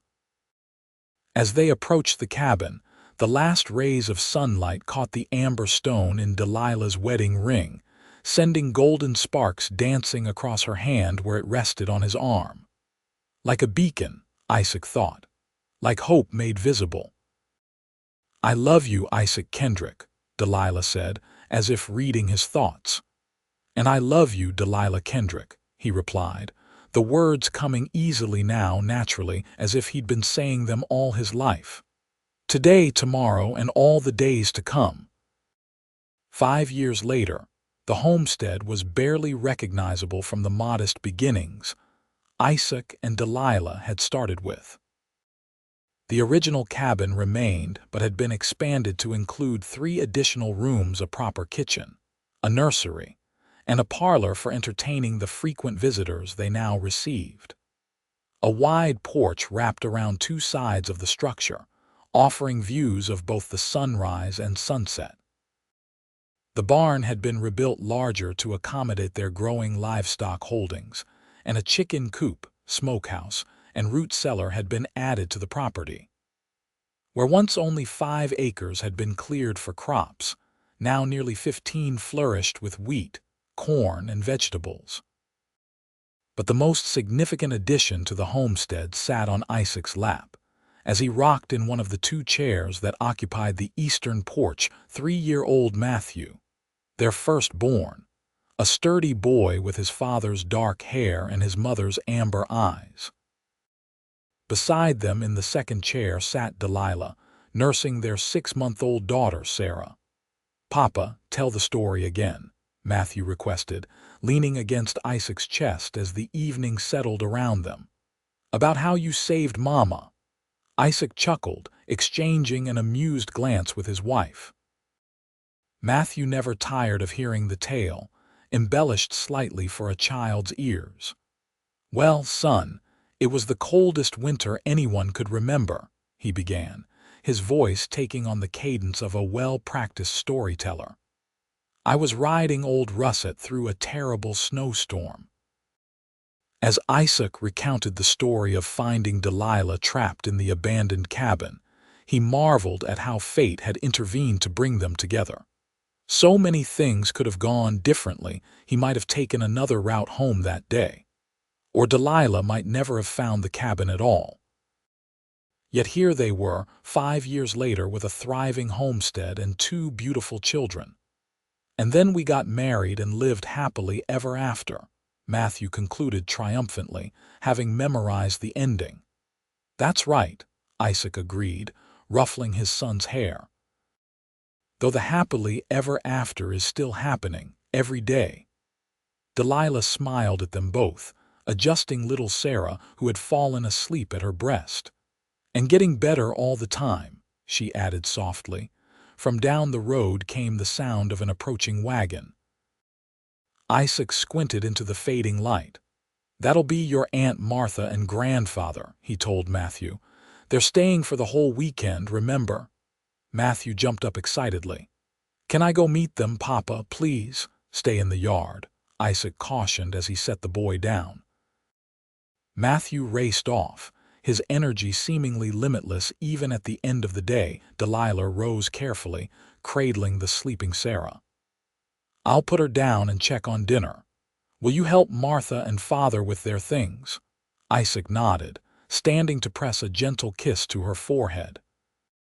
Have I told you today how much I love you, Mrs. Kendrick? Only twice, she teased, her amber eyes sparkling in the twilight. You're falling behind. I love you, he said solemnly. More today than yesterday, less than tomorrow. It was a phrase they had exchanged countless times over the years, a simple truth that governed their lives together. Through the difficult early years of building their home, through Delilah's difficult first pregnancy and the joy of Matthew's birth, through the inevitable disagreements and reconciliations of married life, that love had only deepened. As Isaac walked down to meet the wagon, now visible with Martha and Edward Lane in the seat and Matthew dancing alongside, he reflected on the journey that had brought them all to this point. Edward Lane, once so opposed to their marriage, was now a doting grandfather who visited from St. Louis several times a year. Martha, having sold her millinery shop 2 years earlier, now lived in a small house in Newton but spent as much time at the homestead as in town, especially since Sarah's birth. And Newton itself had continued to grow, the railroad bringing more settlers, more businesses, more opportunities. Isaac still occasionally took on bounty hunting work when the need arose, but the homestead now provided most of their income, supplemented by Delilah's small but successful business making and selling herbal remedies, developed from her mother's old recipes and knowledge gained from local healers. Grandpa, Aunt Martha, Matthew was calling, reaching up as Edward Lane lifted him onto the wagon seat. There's my boy, Lane said fondly, settling the child beside him. Have you been helping your father with the chores like I showed you? Yes, sir, Matthew declared proudly. I fed the chickens all by myself this morning. Martha beamed at Isaac as he approached. The place looks wonderful, Isaac. Those new fruit trees along the drive are coming along nicely. Delilah's idea, Isaac acknowledged, reaching up to help her down from the wagon. She's determined we'll have fresh fruit in a year or two. Edward Lane climbed down more stiffly, his hair now completely silver though his posture remained erect. And knowing my daughter you will, he said with a smile. How is little Sarah? Growing faster than we can believe, Isaac replied, taking their bags from the back of the wagon. Just gone to sleep, but I'm sure she'll wake for her grandfather. She always does. They walked together toward the house, Matthew racing ahead to announce their arrival, though Delilah had undoubtedly seen them from the window. As they approached, she appeared in the doorway, her welcoming smile illuminating her face in the gathering dusk. Isaac felt a familiar surge of love and gratitude as he watched her greet her father and Martha. 5 years into their marriage, Delilah was more beautiful to him than ever. Motherhood had softened some of her edges while strengthening others, and the confidence she had gained as mistress of their home and partner in their expanding enterprises had only enhanced her natural grace. Later, after a hearty dinner and once the children were asleep, the four adults sat in the parlor, enjoying coffee and conversation.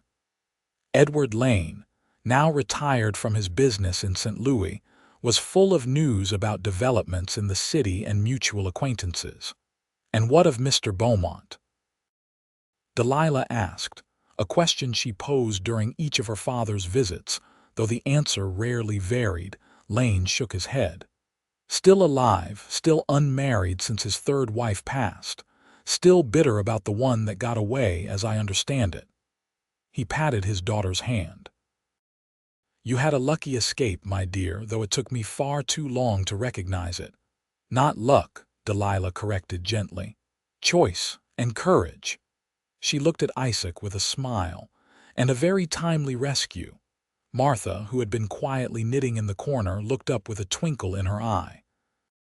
"Speaking of rescues, have you told them your news yet, Isaac?" Isaac glanced at Delilah, who nodded encouragingly. "Well, it seems Newton is in need of a new sheriff," he said. "Taylor's retiring end of the month, moving to California to be near his daughter.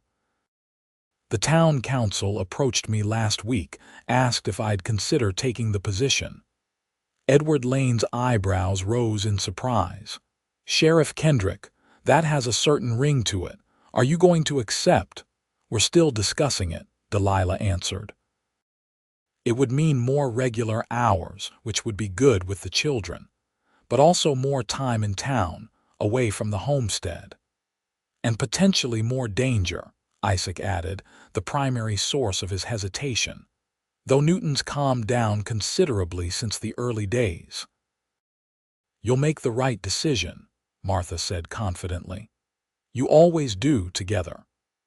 As the evening wore on, the conversation drifted to other topics: Matthew's upcoming 4th birthday, the possibility of Isaac expanding their cattle operation, Martha's plans to travel to Denver in the autumn. Through it all, Isaac found himself occasionally stepping back mentally, observing the scene with a sense of wonder.